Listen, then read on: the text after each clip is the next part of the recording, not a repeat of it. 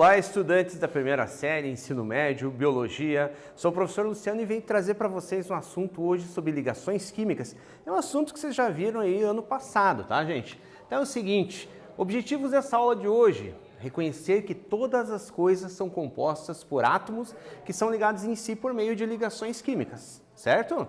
Diferenciar os tipos de ligações químicas existentes entre os elementos. E aí a gente vai ter os seguintes tipos: ligações iônicas, ligações covalentes e ligações metálicas, que a gente vai ver agora com detalhes cada uma delas. Gente, vocês lembram o que é isso? Isso aqui fundamenta toda a química de um modo geral, tá? E também vai fundamentar a questão dos tipos de ligações, como que elas vão acontecer. O nome está aqui, muito bem. A imagem representa, então, a tabela periódica dos elementos, a qual é organizada em famílias e períodos e representam metais, ametais, semimetais, gases nobres, etc. Tem outras nomenclaturas ali também, mas não vem ao caso nesse momento. Nela estão organizados os elementos químicos com seus respectivos números de massa, né, e também o número atômico, ok? Lembram disso? Então vamos lá, gente. Como funciona e interagem os elementos, né, na construção dessas ligações químicas de um modo geral? Como que isso acontece? A gente precisa lembrar de uma coisa, existe a chamada teoria do octeto. É ela, basicamente, que fundamenta essa ideia. O objetivo da teoria do octeto é tornar as moléculas estáveis, ou seja, ali equilibradas, né, no geral, contendo 2 ou 8 elétrons na chamada camada de valência, ou seja, a última camadinha lá dos elétrons, certo? Para que as combinações entre os átomos dos elementos químicos sejam formadas, é necessário que os átomos se aproximem, ou seja, aproximem um do outro, e dependendo das características dos átomos, eles podem perder ou ganhar elétrons numa situação, ou ainda compartilhar esses mesmos elétrons, tá? Ali uma animaçãozinha falando ali esquematicamente da teoria do octeto.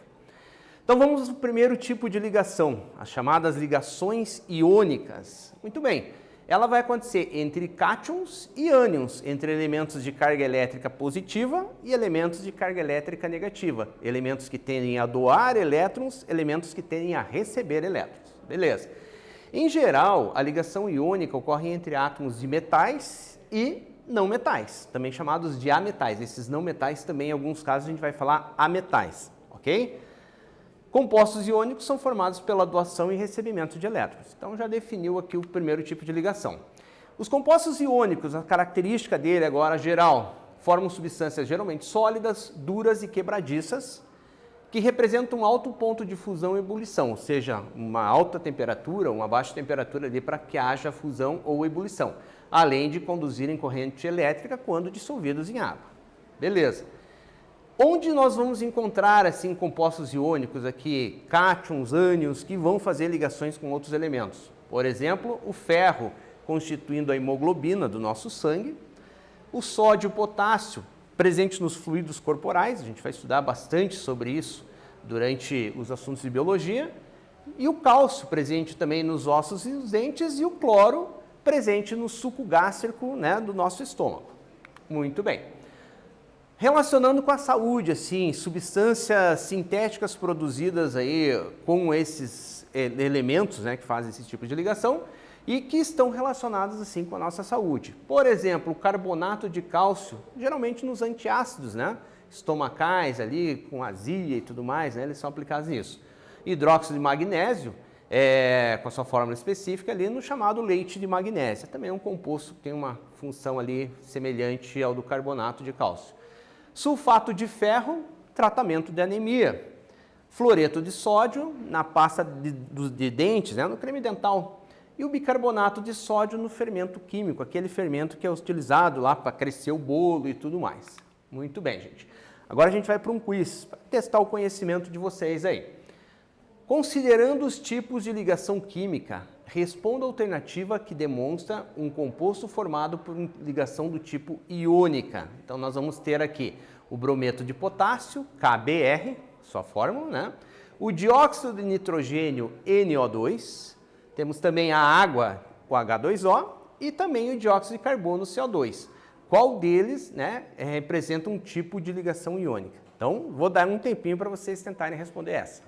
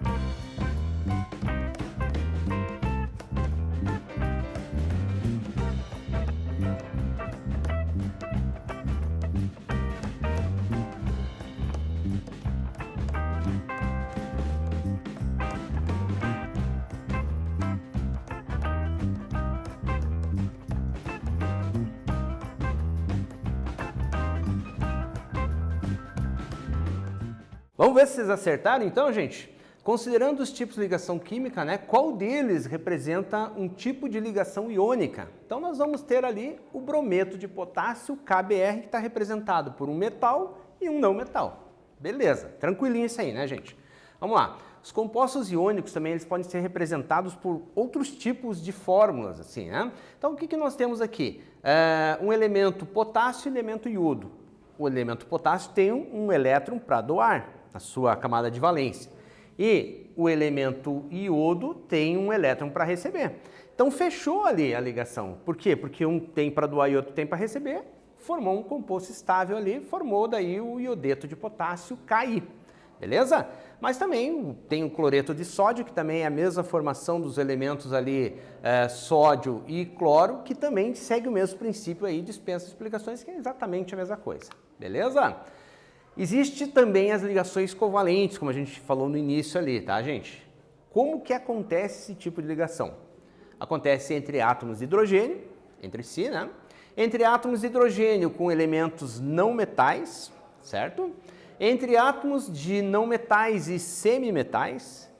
E uma particularidade, os elétrons da camada de valência, agora nesse caso, eles são compartilhados e não mais doados e recebidos, como no caso da ligação iônica. Então eles compartilham, eles pareiam, um pouquinho diferente o esquema. O átomo de hidrogênio também realiza ligações covalentes. Ele tem apenas um elétron na camada de valência. Quando dois átomos de hidrogênio se unem, né, se aproximam e se unem, eles vão compartilhar esse elétron, né, e aí o átomo passa a ter dois elétrons compartilhados entre si, fazendo parte dos dois. O conjunto de átomos que se unem por ligação covalente é o que nós chamamos de molécula. Então, isso daqui é uma molécula formadinha por dois átomos de hidrogênio. As substâncias formadas por moléculas são denominadas substâncias covalentes ou substâncias moleculares. E aqui ilustrando para vocês alguns tipos de representação dessas ligações. Vamos a um segundo quiz. Analise as fórmulas químicas abaixo e marque a alternativa que demonstra um exemplo de ligação iônica, mais uma vez iônica. Para isso, monte as ligações com a fórmula de Lewis em seu caderno. Aí você vai mostrar lá para o teu professor em sala de aula ou pelo Classroom, né? Então nós temos lá, letra A, o CO2, letra B, o H2O, letra C, o O3 ou letra D, o Ki. Muito tranquilinho essa aí, gente, dou mais aquele tempinho para vocês tentarem resolver.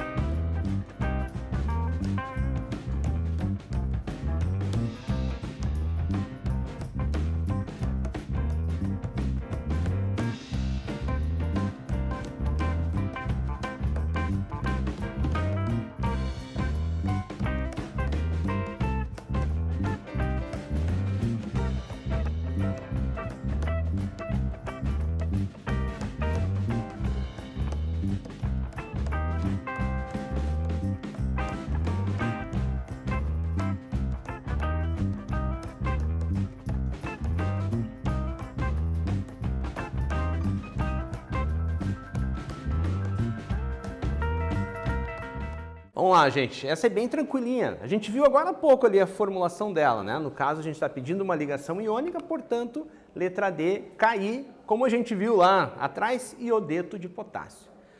Continuando aqui, gente.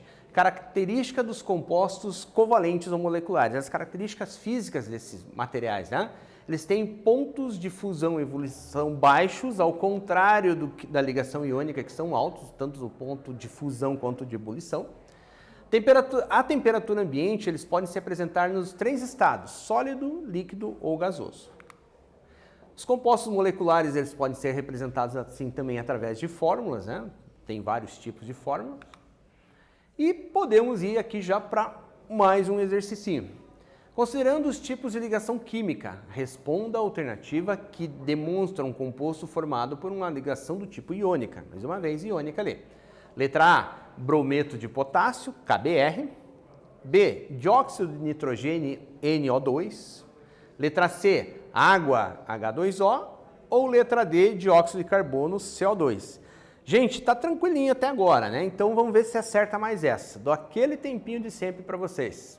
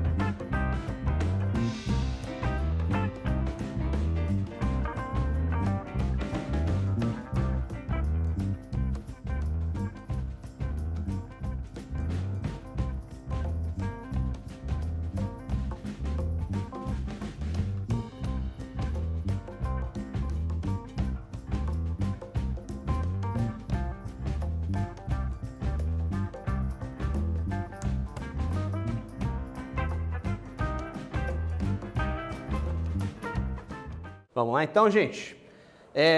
Considerando então, dentro dos tema ali de ligação, né, o tipo de ligação iônica, o brometo de potássio, um metal e um não metal, tá? Tem ali misturado covalente e tudo mais.